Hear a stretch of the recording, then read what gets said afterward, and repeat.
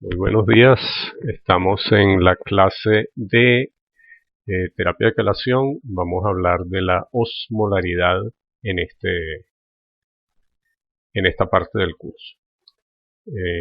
Mi nombre es Vinicio Revelan, para los que no me han visto, y vamos a tratar una parte muy importante en la terapia de quelación dedicada a observar la correcta concentración del producto que vamos a infundir vía endovenosa, que sería en este caso el EDTA.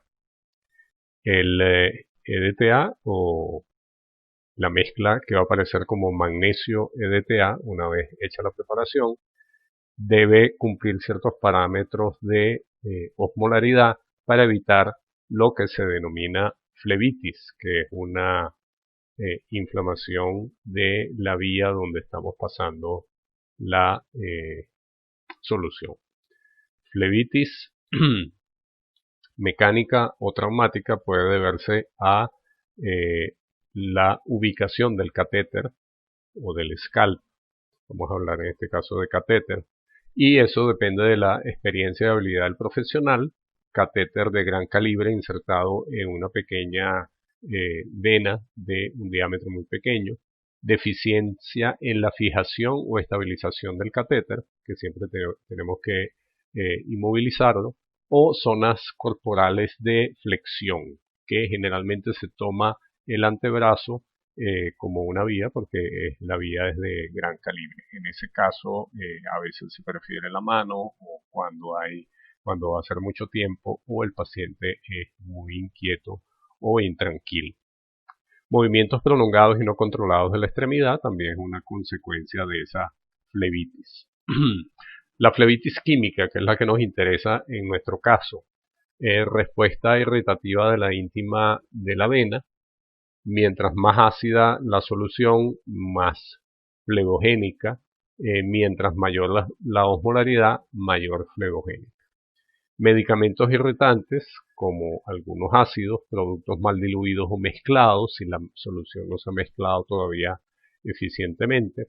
Rápida velocidad de infusión, material del catéter, o si la prolongación de este catéter es muchos días, puede ocasionar esta flebitis química. Flebitis bacteriana, esa se debe simplemente a contaminación o infecciones bacterianas, es una flebitis menos frecuente, pero puede llegar a ser muy grave porque se dispone a complicaciones sistémicas.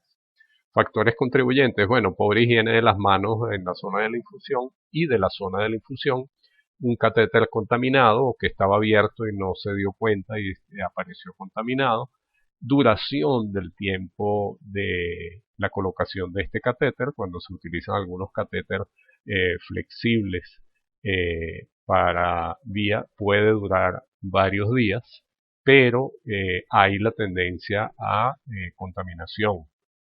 Deficiente monitorización del sitio de la inserción, que podría llevar a eso, a una infección, porque no nos dimos cuenta de cómo estaba la situación de ese punto de inserción. Muy bien, lo que más nos interesa es la osmolaridad, en este caso la osmolaridad en la solución, y el EDTA, precisamente por la gran cantidad de componentes que se le pueden colocar, tiende a ser una osmolaridad alta. Vamos a centrarnos en estas cifras, 280 y 310 miliosmoles por litro. Vamos a hablar de estos números, que son los que nosotros tenemos que respetar en una infusión endovenosa.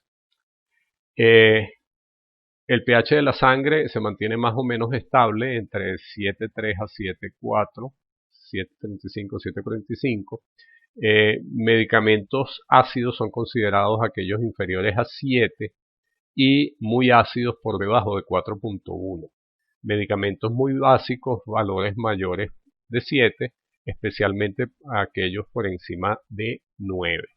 Aquí tenemos una solución que, con el EDTA, que tiene un valor de pH estable, ligeramente ácido, de 7,5.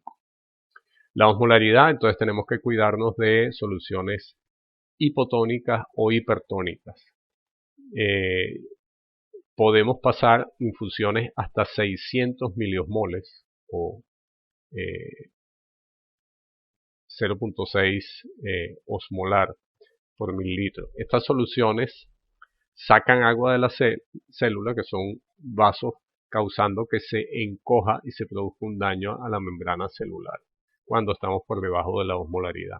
Vamos a ver brevemente qué es lo que hace, o sea, cuál es la consecuencia de la osmolaridad. Osmolaridad se refiere a una presión que se ejerce. Tenemos, por ejemplo, dos vasos comunicantes que tienen una membrana semipermeable que los separa. La membrana no deja pasar partículas, no dejaría pasar iones, por decir algo. Y por supuesto partículas de ningún tipo, pero sí el agua. El agua pasa. Entonces, esta solución que tienen concentraciones diferentes, de este lado está más diluido y aquí está más concentrado, tiende a recibir una cantidad de agua que está haciendo presión para tratar de igualarse las dos. Como no podemos pasar las partículas de este lado para este lado, lo que trata de pasar es el agua para que se igualen las presiones. Esta diferencia de altura que se crea entre estos dos puntos es lo que se llama presión osmótica. Y es una medida de presión. Es decir, que el agua está ejerciendo una presión aquí para tratar de diluir todos estos solventes. Entonces, eso mismo, esa membrana celular, esta membrana semipermeable es lo mismo que la membrana celular de las células. Si nosotros tenemos concentraciones fuera de la membrana celular que dentro, vamos a obtener una presión osmótica y una tendencia a, ya sea a desecar o a inflar esa célula. Ósmosis inversa se refiere, que son sistemas para purificación de agua. Nosotros tenemos más o menos la misma membrana semipermeable, pero aquí ejercemos una presión. Añadimos presión aquí para que sea el agua pura lo que pase a este lado de la membrana, y así se obtiene de este lado agua relativamente pobre en sales, que sería la idea de la ósmosis inversa, que es un término y unos equipos conocidos actualmente. No vamos a entrar en este cálculo de osmolaridad con detalle porque ustedes van a recibir una tabla para poder hacer el cálculo. Pero nosotros sabemos que una solución isotónica de cloruro de sodio es una solución al 0,9%. 0,9% serían 9 gramos en 100 mililitros. Y si nosotros vamos a las tablas químicas y calculamos el peso molecular, sacamos la cantidad de moles que tenemos de la solución, tenemos una molaridad de 0,54 de el sodio. Y tenemos también, como es cloruro de sodio, 0,154 de cloro. Sumamos estos dos, 0,154 más 0,154 nos da 308 osmolares por litro. Que esto, traducido a miliosmolares, son 308 miliosmolares por litro. Y esa es la osmolaridad de la sangre. Por eso la solución 0,9% es una solución isotónica. Bueno, tenemos soluciones que pueden ser isotónicas o isosmolares, hipertónicas e hipotónicas. Hay unas más peligrosas que otras. La hipertónica, aquí tengo un problema porque no puedo mostrarla en esta presentación, no puedo mostrar las otras dos gráficas que aparecen aquí. Cuando es hipertónico, lo que estoy inyectando, es decir, el tejido en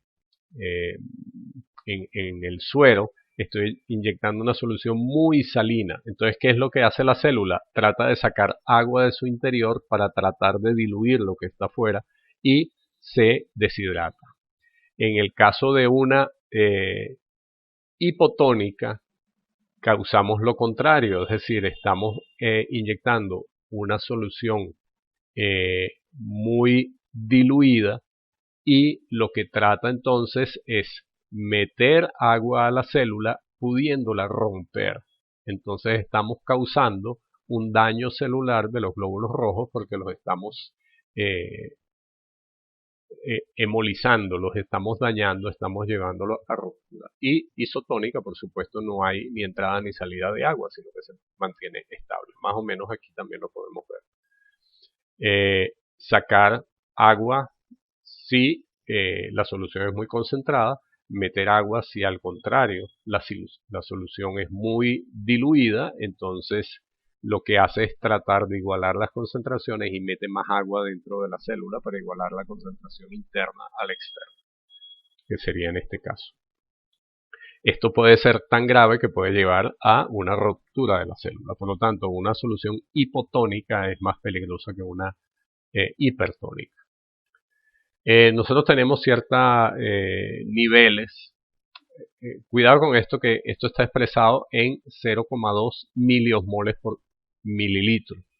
Esto puede llevar a confusión estas miles, porque a veces se expresa como osmolar por mililitro o miliosmolar por litro. Pero estamos siempre en los mismos números, 280, 308. Nosotros podríamos pasar en bolo en una vía central 1400 de concentración osmolar, en una vía periférica 950 y general lo podríamos utilizar como estándar 400 miliosmolares sin mayor problema.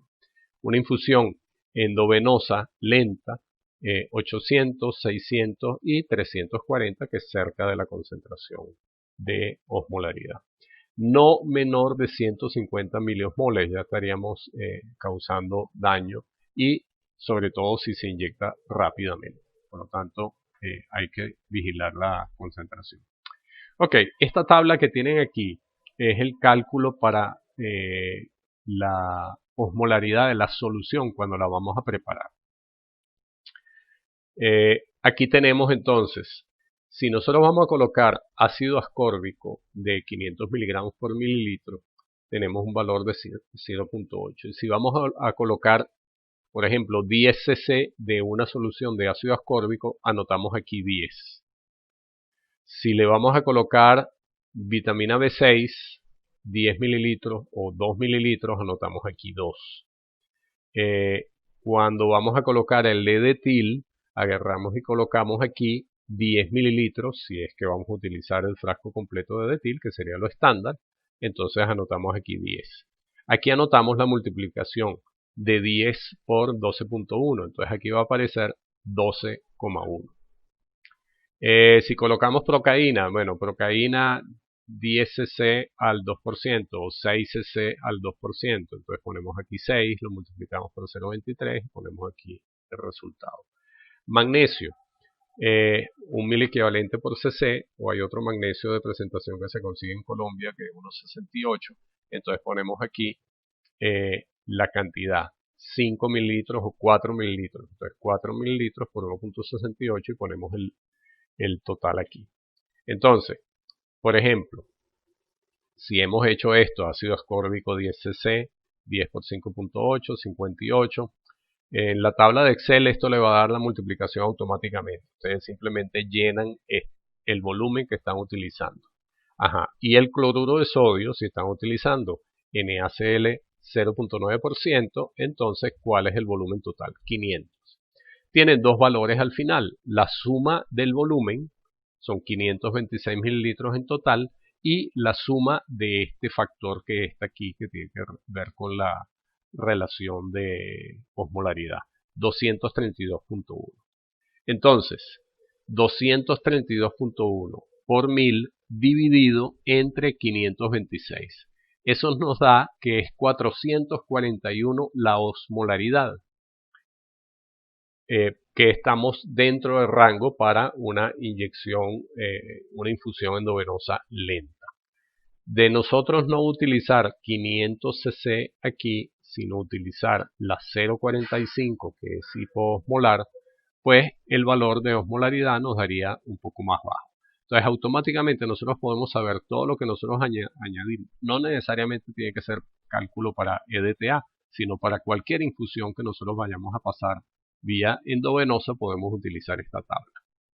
Entonces, aquí está, por ejemplo, el cálculo de la osmolaridad. Si en vez de utilizar NaCl 0,9 utilizamos 0,45, entonces nos da un valor todavía de volumen igual, pero aquí nos da un valor menor. Entonces, al hacer la multiplicación 1000 por 152 entre 526, que es el volumen total, nos da 289. Estamos un poquito por debajo de la osmolaridad, pero sin estar muy alejados de esa osmolaridad.